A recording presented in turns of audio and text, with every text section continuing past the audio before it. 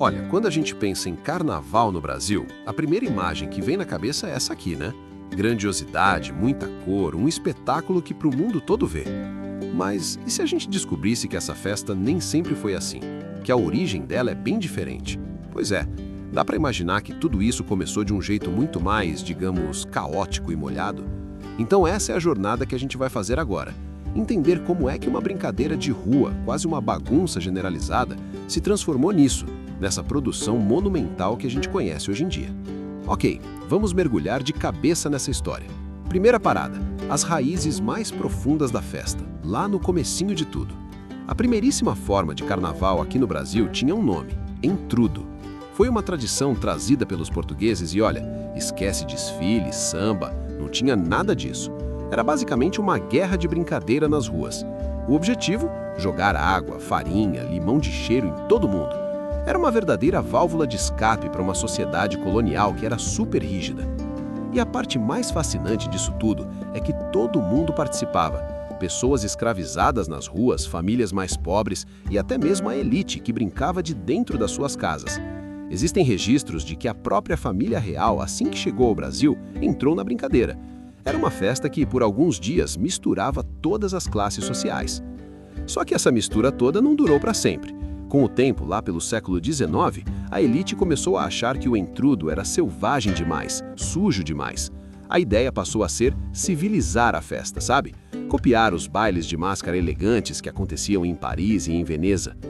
E essa imagem aqui resume perfeitamente a divisão que aconteceu. De um lado, você tinha o entrudo do povo, acontecendo nas ruas, na bagunça, buscando uma desordem temporária. Do outro, o tal carnaval civilizado da elite, dentro de clubes fechados, com fantasias caríssimas e música europeia. A festa foi literalmente partida no meio.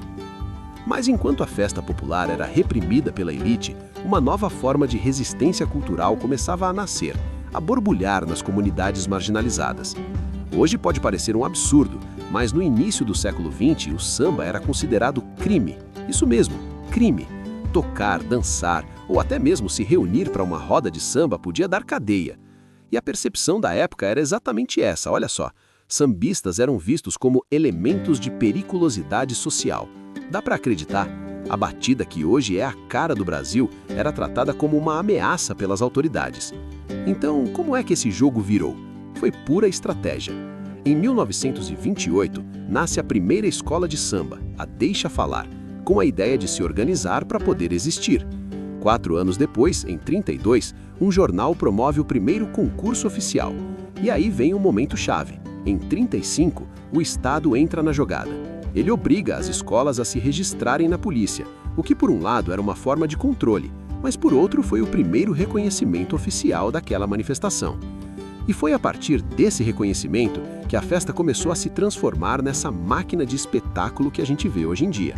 E se tem um ano que é um divisor de águas para o carnaval moderno, esse ano é 1984. Foi nesse ano que o Rio de Janeiro inaugurou o Sambódromo. E isso foi uma faca de 2 gumes, sabe? Por um lado, foi a consagração definitiva do desfile, mas por outro, foi o momento em que o carnaval saiu da rua e foi confinado dentro de uma arena de concreto. Com um lugar fixo para desfilar, a festa que era espontânea virou uma competição seríssima, de alta performance. E aí, como a gente vê aqui, tudo passou a ser julgado tecnicamente.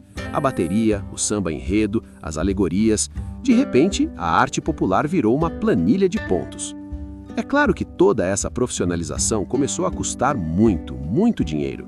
E é aí que entra um lado bem sombrio e complexo dessa história. A profunda conexão com o jogo do bicho. Sem um financiamento oficial e com os custos do espetáculo explodindo, as escolas encontraram nos bicheiros os patronos que bancavam todo o luxo que a competição exigia. Bom, para a gente entender bem o tamanho dessa transformação, vamos colocar o antes e o agora lado a lado. Primeiro de tudo, o espaço. Antes o palco era toda a cidade. Agora, em grande parte, é um estádio de concreto. E a participação? Antes a regra era todo mundo brinca junto. Hoje a grande maioria assiste como espectador. A música também mudou muito.